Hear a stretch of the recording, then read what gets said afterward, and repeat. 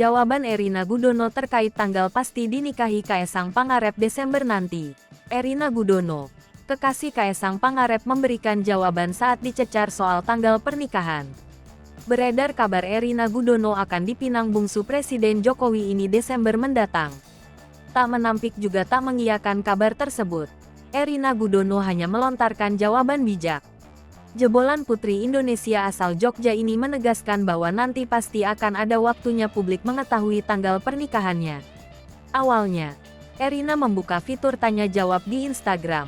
Salah seorang pengikutnya bertanya mengenai kepastian tanggal pernikahan Erina dan Kaesang Desember nanti. Erina tampak memberikan jawaban aman.